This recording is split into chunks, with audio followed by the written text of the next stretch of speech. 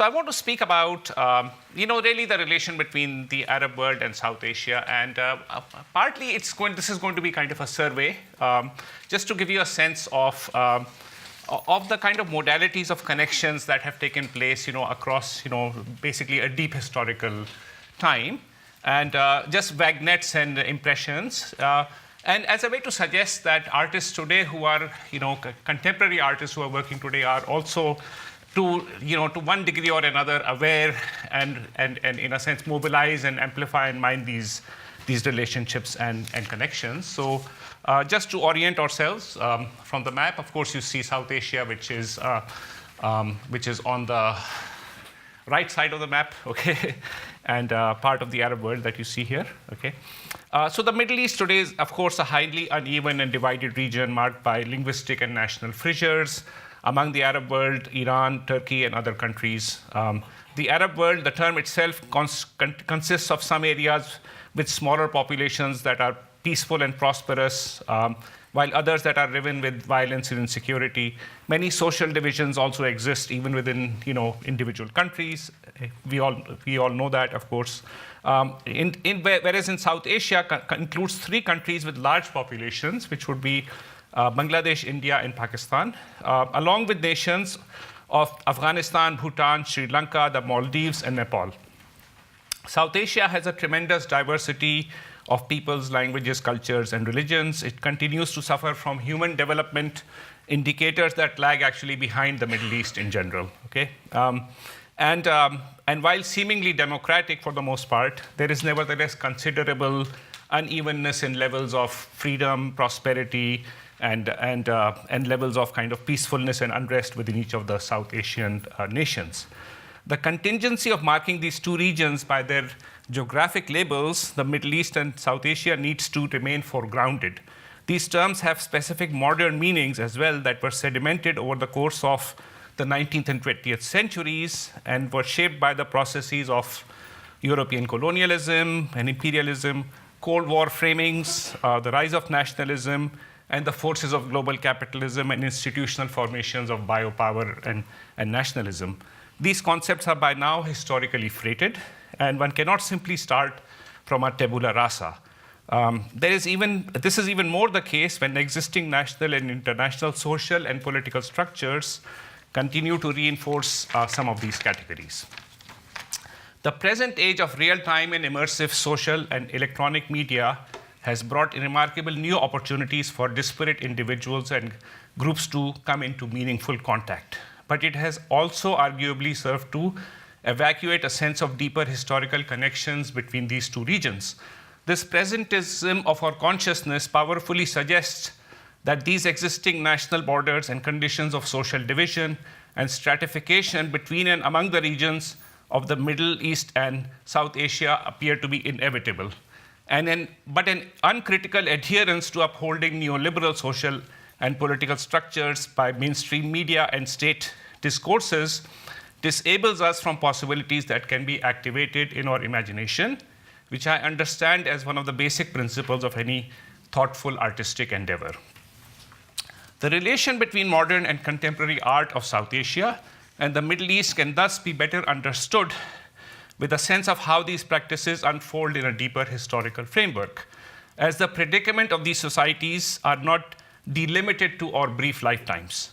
At its best, modern and contemporary art is situated at an angle to the present hierarchies of geographic and social divisions between and among the 2 regions. The work of art can elicit a demand for a response that is neither national, nor is it confined to a narrow temporal frame. And this is certainly the case with modernism. But contemporary art also possesses a double edge. On the one hand, it urges us to be attentive above all to the structures of the present. On the other hand, because contemporary art makes visible social and psychic fault lines so well, it possesses the capacity to transform our understanding of our most acute dilemmas. I briefly traced the mobility of people, objects, and ideas from the pre-modern era until the onset of decolonization, outlined facets of mobility in contemporary art, practices between South Asia and the broader Middle East, and consider the potential of these regions for a kind of a shared future.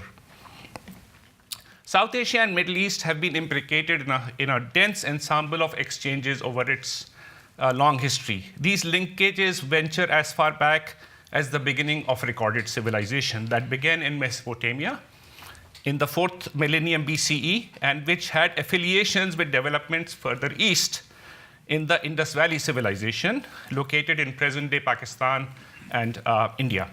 The medieval era witnessed a series of complex negotiations of artistic forms between India and West Asia.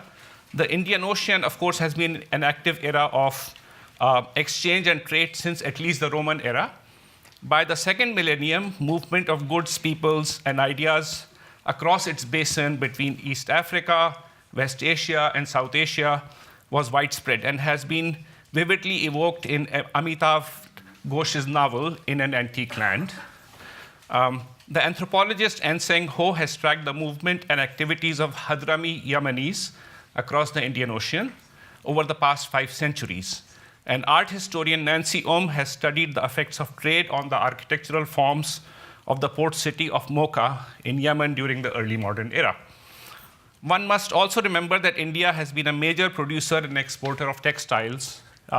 And this trade was, this is in deep historical time. And this trade was further enhanced during the early modern period with the arrival of European traders. India was the overland destination of numerous waves of Afghan, Arab, Persian, and Turkic intellectuals, soldiers, Sufis, and traders during the 2nd millennium. Pre-colonial and early colonial South Asian cultural practices were important participants in a Persianate and to some degree, a lesser degree, an Arabicized cultural universe, especially during the Mughal Empire that ruled over much of South Asia during the 16th to the 18th centuries. Mughal India emerged as one of the most influential sites of post-Timurid aesthetic developments. Persian became and persisted as the language of bureaucracy and administration in much of South Asia until about 1930, and remained a privileged language of cultural expression for members of the North Indian elite. Beginning in the later 18th century, reform movements in South Asian Islam increasingly turned away from Persianized Sufism and other earlier modes of education.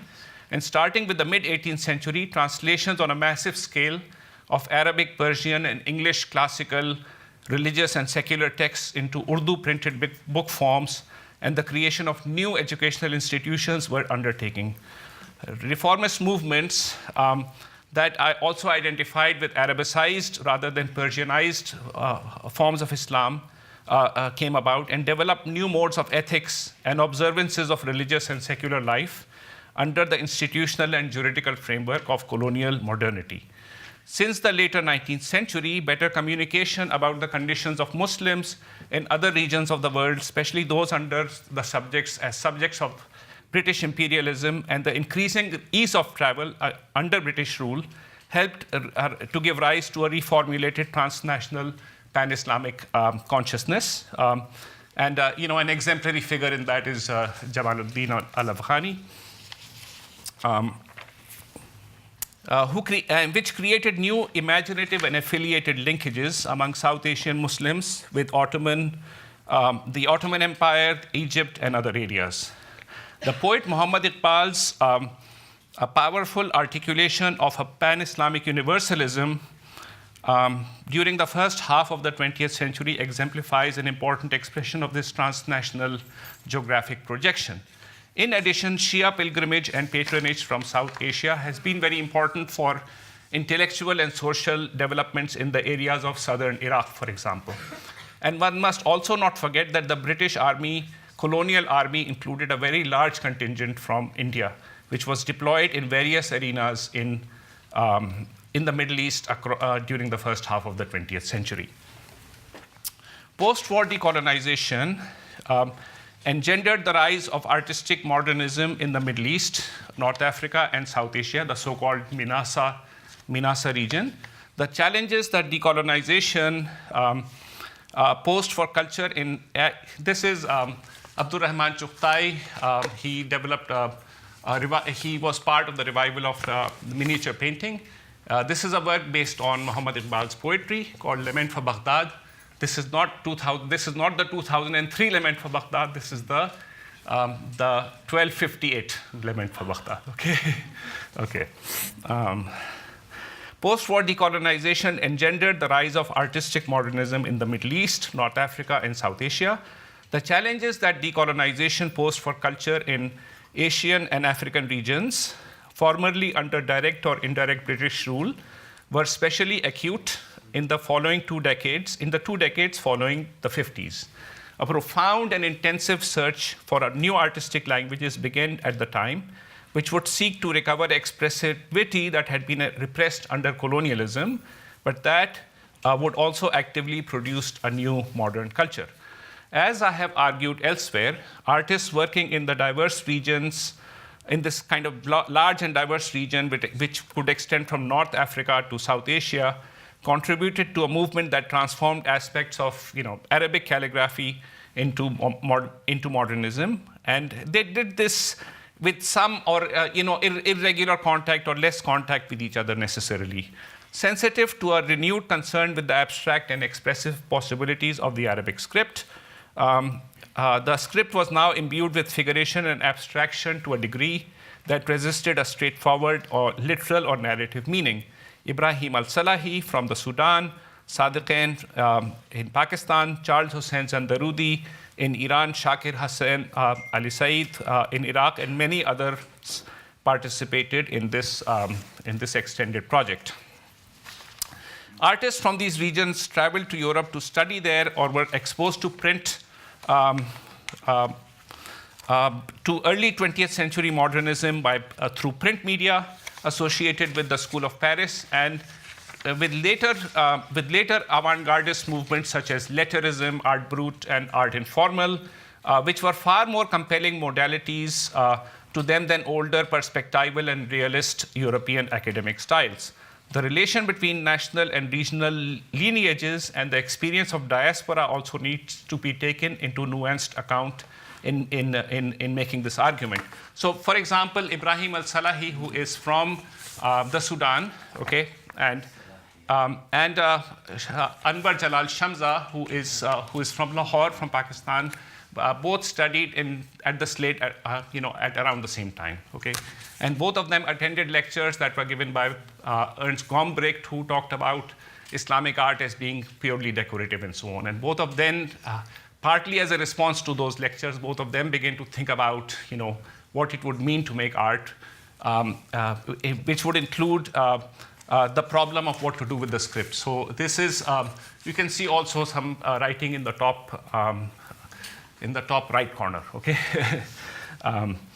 In Ibrahim Salahi, okay? And in Shamsa's Root series done towards the end of his career, you can see these abstracted forms that are in fact not legible, okay?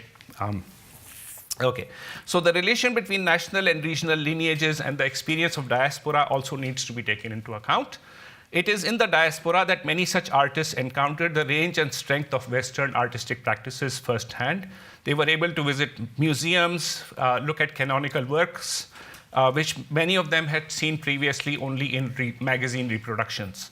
They met with other Western and non-Western artists, learned about each other's methods and concerns. Moreover, artists frequently sought institutional support to develop their careers in the diaspora, as such support was not well established in their own country. So in some sense, I'm also arguing against a kind of a nation-based state explanation for these, right? So what I'm arguing is that you can think of Ibrahim al-Salahi, or you can think of Shamsa as, representative national artists, but equally you can think of them as artists who are transnational in their practice, okay, who are learning from each other, who are developing a certain kind of a shared aesthetic that is inflected nevertheless by their own particular backgrounds, okay?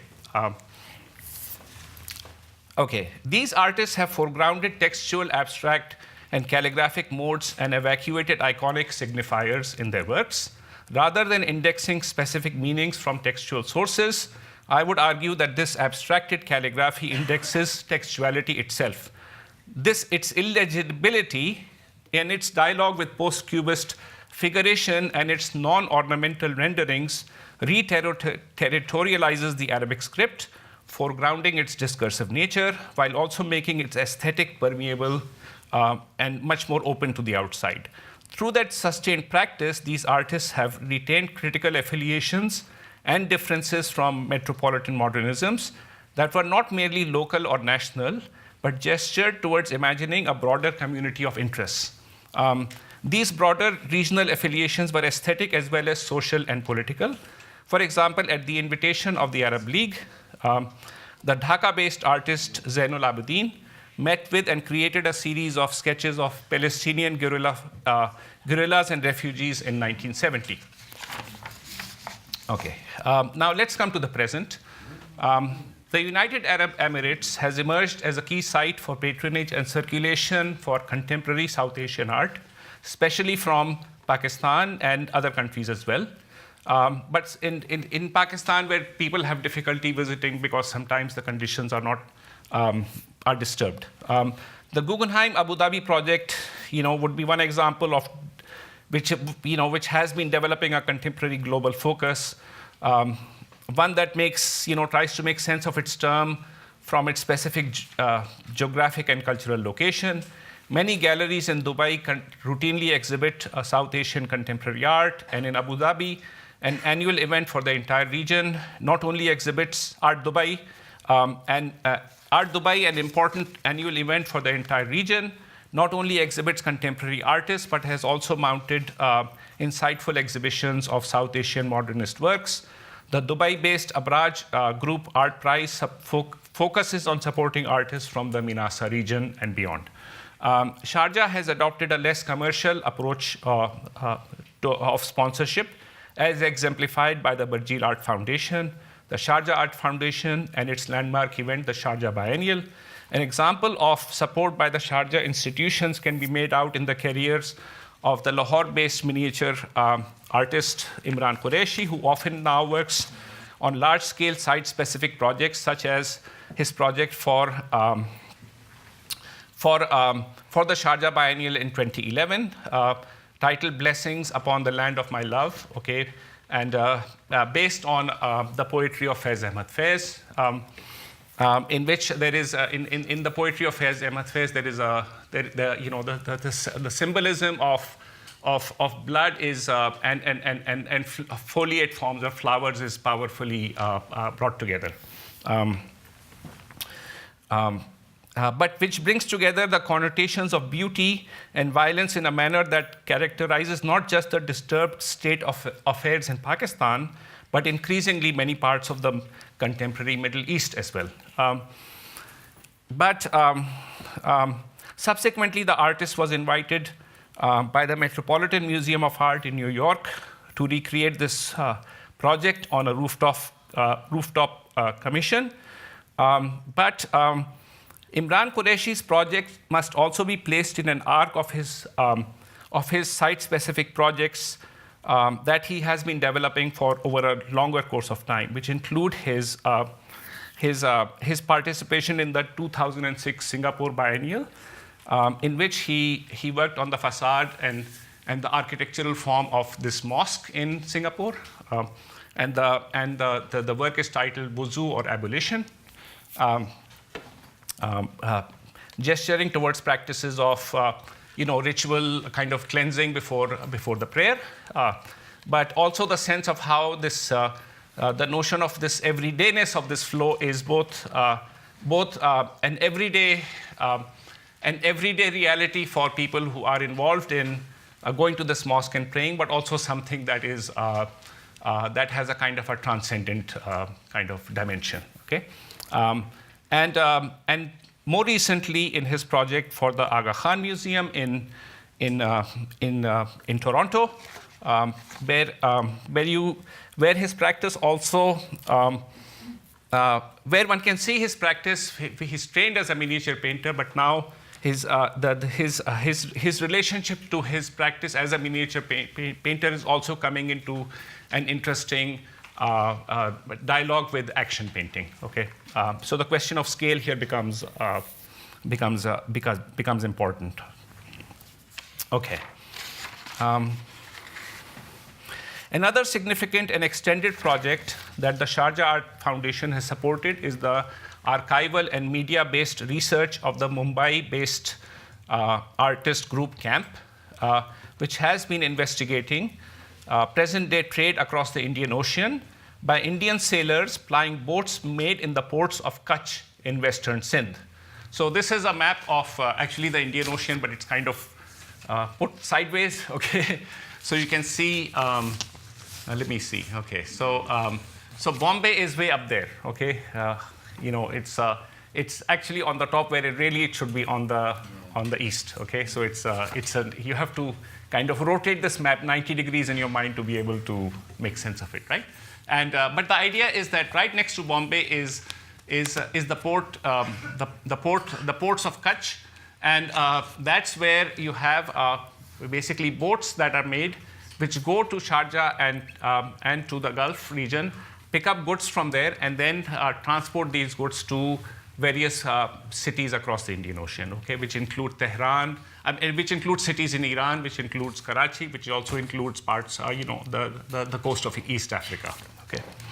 So by Indian, okay, and this is, this project is an extended project over several years. It has many kind of facets. One facet is this called From Gulf to Gulf to Gulf, shown at the Sharjah Biennial in 2013.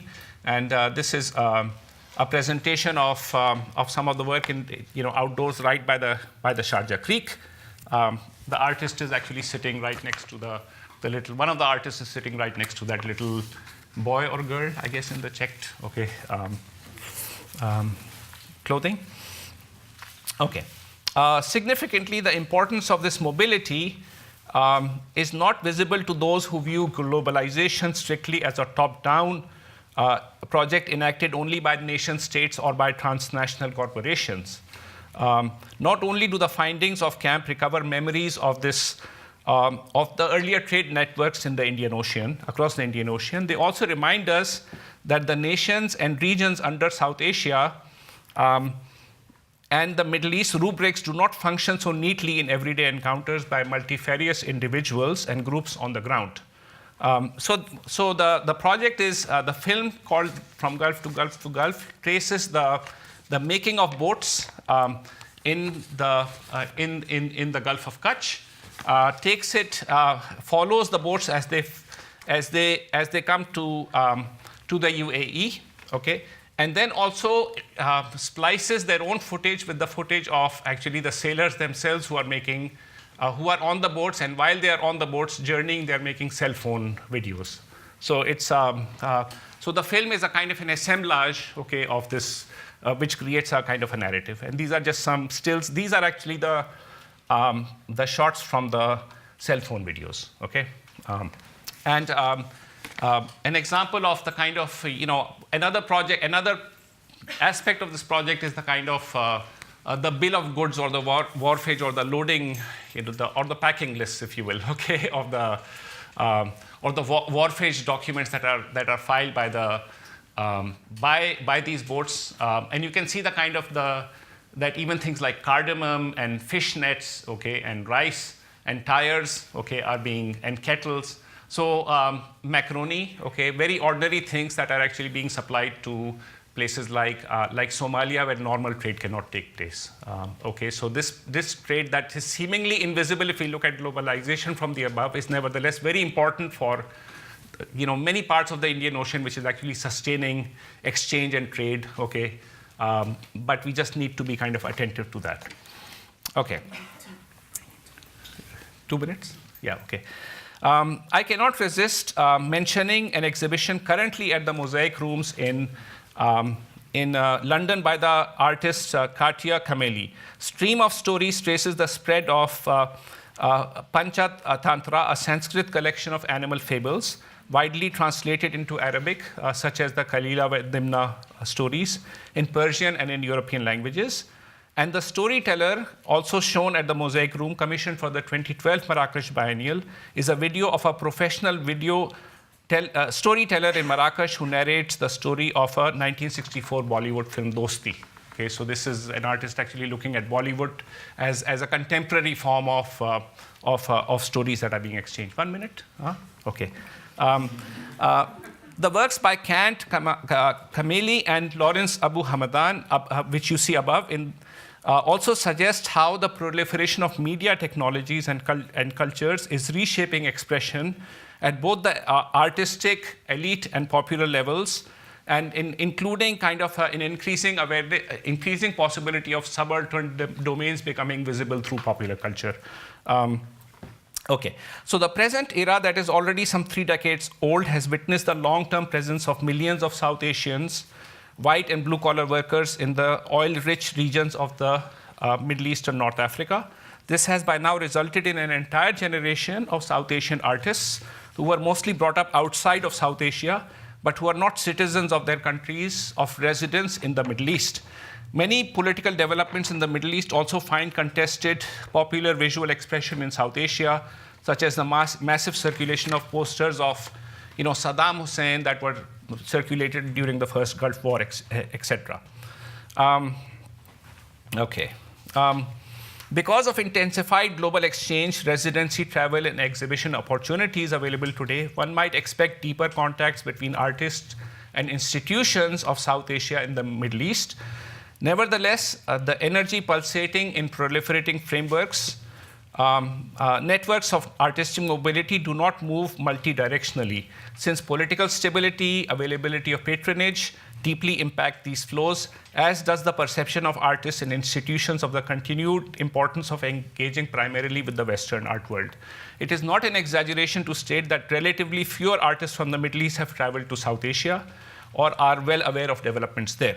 There are notable exceptions. For example, the work by Egyptian artist Wael Shawqi's project, Dictums, addressed the vexed question of including subaltern South Asian audiences in art infrastructures of the UAE through a witty performance in Urdu by a renowned Pakistani Qawwali music group. Artists across the Minasa region have potentially many compelling concerns in common: informalized urbanization, incomplete modernization, economic and social divides, consequences of lack of political and social representation, the fraught status of minorities and migrants, the contested role of religion in the private and public spheres, gender and sexual identities, the relation between orality and visuality, and the impact of media and social media culture and social media.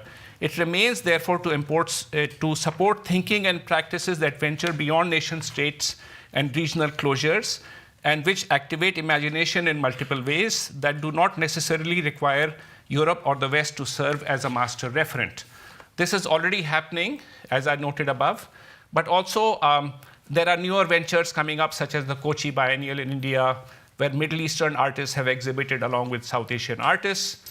And beyond the rise of Minasa, the rise of contemporary art institutions in Asia, such as the Asia Art Archive based in Hong Kong, the Center for Contemporary Art in Singapore, and the Biennial Jogja in Indonesia, are all serving as stimulus for artists, patrons, and thinkers to continue to expand horizons for reflection and action.